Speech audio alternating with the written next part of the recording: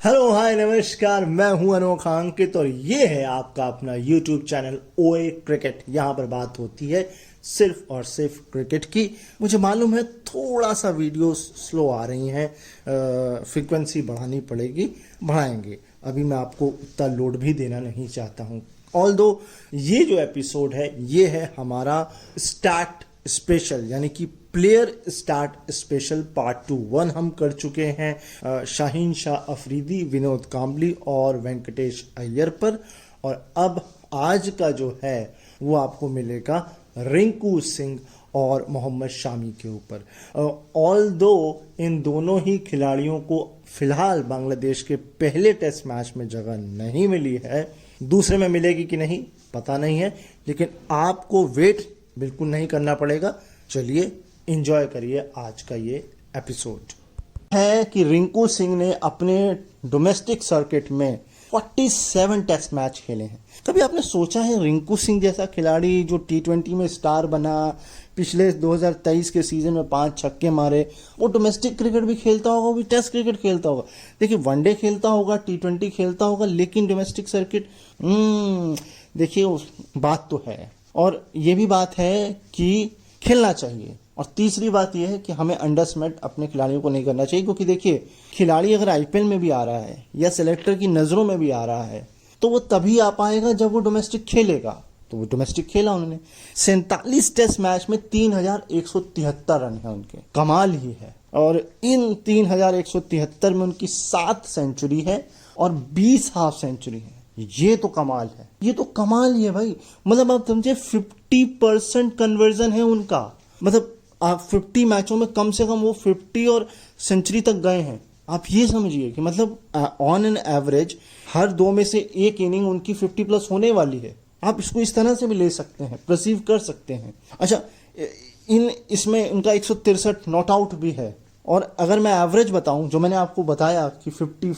है, तो 54.70 है। यहां बस एक मसला उनका ये है, जो हम विस्फोट की बात कर रहे थे वो नहीं है इसमें, क्योंकि स्ट्राइक रेट है 71.59 का, यानी कि 100 का भी नहीं है। तो ठीक है, इट्स ओके, फाइन, ये चल जाएगा। टेस्ट में बड़े आराम से 50 प्लस तो वैसे ही हम स्टीव स्मिथ और पॉन्टिंग साहब, गिलक्रिस्ट साहब, कोहली साहब, 50 प्लस तो वैसे ही लेजेंड माना जाता है। तो एवरेज की बात हो रही थी यहाँ, मैं इसको स्ट्राइक रेट पे रह गया, ले गया। खैर तो स्ट्राइक रेट तो ठीक है, इट्स ओके फाइन, एवरेज तो बहुत बढ़िया है। तो एवरेज की कहानी तो सिर्फ कमाल ही बैठती, स्टीव स्मिथ टाइप के बल्लेबाज हो गए तो एक तरीके से। लेकिन देखना पड़ेगा स्टीव स्मिथ की स्ट्राइक रेट क्या है, वो 100 को छूती भी है कि नहीं छुएगी। और टेस्ट मैच में जरूरी भी नहीं है, टेस्ट मैच में बिल्कुल जरूरी नहीं है, क्योंकि आपको टीम को एक स्टडी शुरुआत देनी है, आपको टीम को के जहाज को किनारे तक लेके जाना है। और टेस्ट क्रिकेट वो क्रिकेट है जनाब जहां अच्छे अच्छे क्रिकेटर्स का कॉन्सेंट्रेट खराब हो जाता है और केवल एक सेशन, मात्र एक सेशन में पूरा मैच खत्म हो जाता है। ये तो हाल होता है। चलिए और देखते हैं कोई स्टार्ट है कि नहीं। टेस्ट की इतनी चर्चा हमने करी और जिसके लिए रिंकू सिंह माहिर हैं उसकी चर्चा ना करें तो कैसा कमाल होगा। 23 अब तक जो है वो ये इंटरनेशनल का रिकॉर्ड है, इसमें आईपीएल और ये सब फलाना ढिमाका नहीं है बिल्कुल, तो फिर उनका रिकॉर्ड थोड़ा और ही डिफरेंट हो जाएगा। खैर 23 इंटरनेशनल T20 मैचेस में 418 रन हैं इनके खाते में, और इनके खाते में एवरेज जो यहाँ पर बैठता है 59.71 के आसपास है, यानी लगभग 60 का आप इसको मान के चलिए। स्ट्राइक रेट कमाल का है, 174.16 का, गजब का ही स्ट्राइक रेट है। 2 हाफ सेंचुरी है, ऑल्दो इन 23 मैचेस में कोई सेंचुरी नहीं है। और सेंचुरी बनाना कोई खेल है T20 में, अच्छे नहीं बना पाते हैं भाई। 33 चौके और 26 फोर्स भी इनके खाते में है। और जैसा कि मैंने कहा ये बॉलिंग भी कराते हैं, तो 2 विकेट भी इनके खाते में है। ये है एक बिल्कुल कॉम्पैक्ट और पावर पैक्ट T20 का जो है रिकॉर्ड। चलिए आगे चलते हैं। इनका वनडे में भी थोड़ा सा स्टिंट है, वो मैं आपको बताता हूँ फिर नेक्स्ट। 2 ही मैच जनाब ने वनडे में खेले हैं, 55 कुछ रन हैं, 1 विकेट भी खाते में है। तो मैंने अभी वनडे करियर में उतना कुछ है नहीं, तो 3 फॉर्मेट के खिलाड़ी तो हैं ही रिंकू सिंह, अब इस बात से तो डाउट नहीं किया जा सकता। लेकिन सवाल ये उठ खड़ा होता है कि रिंकू सिंह जगह किसकी खाएंगे।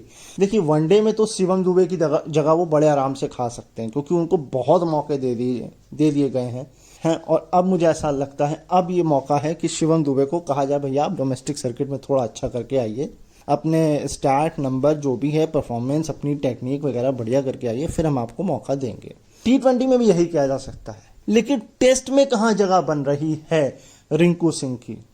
मुझे ऑल दो नाम तो बहुत सारे हैं, ठीक है, लेकिन मैं स्पेकुलेशन नहीं करना चाहता। और मुझे ऐसा लगता है अगर हार्दिक पांड्या को भी इंक्लूड किया जाए तो बहुत ही दमदार टेस्ट टीम हमारी बन सकती है।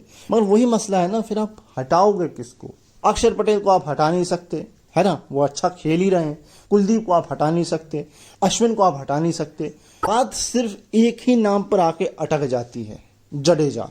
क्या हम ये एक दांव खेल सकते हैं कि जडेजा की जगह रिंकू सिंह को खिलाया जाए, बिल्कुल डाउन द ऑर्डर जा करके? या अगर ऋषभ पंत आ रहे हैं तो फिर हम जो ध्रुव जुरेल को बिठा दें और उसकी जगह पर रिंकू सिंह को खिलाएं? और तीसरा ऑप्शन ये बचता है फिर जो हमारे पास, शुभमन गिल की जगह रिंकू सिंह को खिलाया जाए। मगर ये पॉसिबिलिटी ना के बराबर है, क्योंकि शुभमन गिल बहुत ऊपर आके खेलते हैं, रिंकू सिंह को इतना ऊपर लाया नहीं जा सकता। क्योंकि ये जो स्टैट हैं ये हो सकता है मिडिल ऑर्डर्स के स्टैट्स हों, 4 से बिलो के हों, और नई बॉल उनको थोड़ा परेशान कर सकती है ना। ये मुझे एक सिर्फ कहानी लगती है अगर शुभमन गिल का। लेकिन शुभमन गिल का रिप्लेसमेंट हम करेंगे ही क्यों? एक और जगह बचती है रिंकू सिंह की, लेकिन वो अब जगह थोड़ी सी मुश्किल है, विराट कोहली। अब आप कहेंगे ये कोई कंपैरिजन होता है विराट कोहली रिंकू सिंह का? मैं कंपैरिजन नहीं कर रहा हूं सर, मैं कह रहा हूं अगर विराट कोहली चोटिल होते हैं या अवेबिलिटी नहीं होती, लेकिन अब ये ना के बराबर है गौतम गंभीर के रिजिम में कि विराट कोहली ये बोल पाए कि भैया हम नहीं खेलेंगे, हम इसके चक्कर में हम छुट्टी लेंगे, ये मुश्किल है। गंभीर ये बिल्कुल कतई बर्दाश्त नहीं करेंगे कि आप डोमेस्टिक ना खेलें, आप किसी सीरीज से अपना नाम वापस ले लें। क्योंकि श्रीलंका की सीरीज में गंभीर ने ही फोर्स किया है रोहित शर्मा और विराट कोहली को वनडे सीरीज खेलने के लिए कि खेलिए, आप छुट्टी नहीं ले सकते हैं।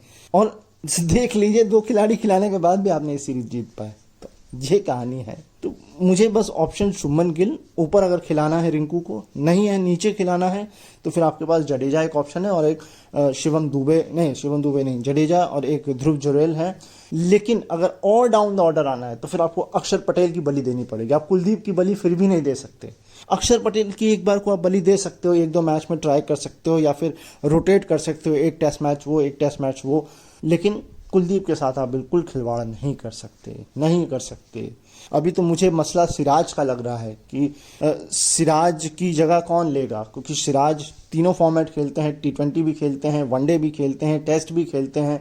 तो सिराज की जगह मुझे ऐसा लग रहा है अब इन्हें अर्शदीप को थोड़ा और पुश करना पड़ेगा कि भाई तुम भी टेस्ट खेलो और तुम अपनी भी को बढ़ाओ, क्योंकि मुझे और कोई नाम नहीं याद आ रहा है जो टेस्ट में खेल सके। वैसे होंगे नाम, वो खोजना पड़ेगा, थोड़ा डिग करना पड़ेगा, लेकिन मुझे नाम नहीं याद आ रहा है अभी के लिए। तो नहीं याद पा रहा है कि कोई फास्ट बॉलर हमने ऐसा प्रोड्यूस किया हो। क्योंकि मैं अभी एक इंटरव्यू सुन रहा था मयंक यादव का, जो वही स्पीडस्टर है इंडिया के, वो कह रहे थे कि मेरे दिमाग में टेस्ट क्रिकेट भी है ना। तो लेकिन वो टेस्ट क्रिकेट कह तो रहे, बट उन्हें अभी डोमेस्टिक सर्किट में अपने आप को प्रूव करना पड़ेगा, और हमें नहीं पता। इसीलिए मैं कहता हूँ कि डोमेस्टिक क्रिकेट देखा करिए। 3 है आपके लिए डोमेस्टिक सर्किट में इंडिया में। मुझे तो ऑस्ट्रेलिया में 2 ही पता है, सोचिए। मुझे तो ऑस्ट्रेलिया में एक ही पता मेरे को लगता है, शेफील्ड शील्ड। 2 तो वहां छोड़ ही दीजिए। इंग्लैंड में होती है डिवीजन 1 डिवीजन 2 काउंटी की, न्यूजीलैंड में 1 होती है। तो हमारे पास तो अपॉर्चुनिटी है 3 टेस्ट डोमेस्टिक सीरीज देखने की। क्या ही कमाल है भाई। उसके बाद भी अगर हम खिलाड़ी ना प्रोड्यूस कर पाए अच्छे, तो फिर तो मसला है। चलिए, मैंने क्या कहा, आज खिलाड़ी स्पेशल स्टैट्स है। तो अब एक स्टैट आपको बताने जा रहा हूं मोहम्मद शामी, क्योंकि चर्चा ये हो रही है कि मोहम्मद शामी आने वाले हैं इंडियन टीम में वापसी करने। काफी लंबे समय से चोटिल हैं, कम से कम वर्ल्ड कप से चोटिल हैं, वर्ल्ड कप भी में भी चोटिल थे, इंजेक्शन ले लेके टीम के लिए खेल रहे थे और कमाल का प्रदर्शन कर रहे थे। और उनमें से एक उनका आपको 7 विकेट तो याद ही होगा न्यूजीलैंड के खिलाफ जो उन्होंने लिया था। है वो मैच ऐसा लग रहा था खत्म चला गया, लेकिन जैसे ही शमी को बॉलिंग पे लगाया विकेट गिरा, मैच आया और हम फाइनल में पहुंचे। लेकिन फाइनल में हमारा दिल टुकड़े टुकड़े ऑस्ट्रेलिया ने कर दिया भाई, वो हर बार यही करता है। चलिए खैर, हमने हॉकी में ऑल दो उनके टुकड़े टुकड़े कर दिए और उसके बाद तो उनके टुकड़े वैसे ही हो गए, वो वैसे ही जो है बाहर हो गए। लेकिन फिर भी हम ब्रॉन्ज मेडल ही जीत पाए। हमारे पास बहुत एक स्ट्रांग अपॉर्चुनिटी थी कि हम गोल्ड या सिल्वर ला पाए, लेकिन खैर कोई बात नहीं, हॉकी नहीं क्रिकेट पर चर्चा करेंगे। तो अब मैं आपको मोहम्मद शामी के स्टैट्स बता देता हूं, क्योंकि मोहम्मद शामी आएंगे और ये उनकी वापसी का टूर है, उन पर प्रेशर नहीं है और ये उनके लिए तैयारी है ऑस्ट्रेलिया की, क्योंकि ऑस्ट्रेलिया वो ज़रूर जाएंगे, ज़रूर से ज़रूर जाएंगे। और अभी तो ये 2 छोड़िए, इसके बाद 3 टेस्ट मैच न्यूजीलैंड के साथ भी हैं, उसमें भी शमी को खिलाया जा सकता है और अच्छी प्रिपरेशन हो जाएगी ऑस्ट्रेलिया जाने से पहले। कम से कम हम 3 जसप्रीत बुमराह, मोहम्मद शामी 2 तो हैं दिमाग में बहुत अच्छे से नाम, तीसरा फास्ट बॉलर हमको अब खोजना पड़ेगा, क्योंकि हमको चाहिए ऑस्ट्रेलिया में 3 फास्ट बॉलर। हम वहाँ 2 फास्ट बॉलर के साथ नहीं जा सकते। अब या तो फिर हम हार्दिक पांड्या की एंट्री कराएं, उनको कहें कि खेलिए और 2 ही फास्ट बॉलर लेके जाएं, स्पिन डोमिनेटिंग या बैटिंग डोमिनेट क्रिकेट खेलें वहां पर, और या फिर हम जो है तीसरा खोलें, उस तीसरे में सिराज या अर्शदीप। मुझे तो अर्शदीप के चांसेस ज़्यादा लग रहे हैं, लेकिन उनको ये जो बांग्लादेश और न्यूजीलैंड की टेस्ट सीरीज है इनमें खिलाना चाहिए और खिलाकर प्रूफ करना चाहिए अर्शदीप को कि yes I am a test bowler. और मेरे ख्याल से वो खेल चुके हैं, अर्शदीप नहीं खेले थे, एक दूसरे खेले थे ना इंग्लैंड की सीरीज से, उनका भी नाम अमनदीप था शायद, हाँ, तो वो कंफ्यूजन हो रहा था मुझे, तो वहां पर अच्छा किया था उन्होंने, क्या अर्शदीप ही थे, मैं कंफ्यूज हो रहा हूँ वो। लेकिन मुझे इतना याद है इंग्लैंड की सीरीज में एक बॉलर आया था, उसने अच्छा भी किया था, ऑल्दो सेकंड इनिंग में उसको ओवर ही नहीं दिए थे या बहुत कम दिए थे, जबकि फर्स्ट इनिंग में उसने अच्छा किया था। खैर, तो भाई ऐसा है कि मोहम्मद शामी ने टोटल जो मैचेस खेले हैं वो 188 खेले हैं और उस 188 में 448 विकेट उनके खाते में है। ये ओवरऑल है तीनों फॉर्मेट का, ठीक है, यानी कि वो 450 की दहलीज पर हैं जब उनके टोटल विकेट्स हो जाएंगे इंटरनेशनल क्रिकेट में। अब मैं आपको ब्रेक डाउन करता हूं फॉर्मेट बाय फॉर्मेट। तो अगर मैं टेस्ट फॉर्मेट की बात करूं, 64 टेस्ट मैचेस में 229 विकेट। ओह माय गॉड, ये तो इनसेन रिकॉर्ड है, इनसेन रिकॉर्ड है। बस यही है कि उनकी चोट उनको दुख दे ज्यादा, क्योंकि नहीं तो वो काफी रिकॉर्ड तोड़ सकते हैं। सबसे पहला माइलस्टोन तो 300 विकेट का होगा, है ना, वो अपने आप में उनको नजर आ रहा होगा।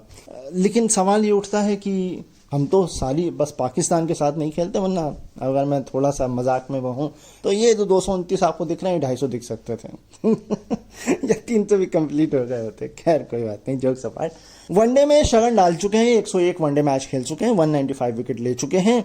बांग्लादेश के साथ हमारा वनडे नहीं है, ऑल दो इस साल कोई वनडे नहीं है, T20 हम खेलेंगे और उसके बाद सीधे हम अगले साल इंग्लैंड जब इंडिया आएगी तो वो वनडे और T20 खेलेगी, तो वहां पर जाकर के 5 विकेट अगर ये लेते हैं और तब तक चोटिल नहीं होते हैं या रेस्ट इनको नहीं दिया जाता है, क्योंकि ये प्रीमियम बॉलर हैं तो रेस्ट देना भी ज़रूरी है, जैसे जसप्रीत बुमराह को दिया जा रहा है, क्योंकि भैया जसप्रीत बुमराह है और हमको जसप्रीत बुमराह दूसरा ढूंढना पड़ेगा, बहुत ज़रूरत है उसकी, है ना।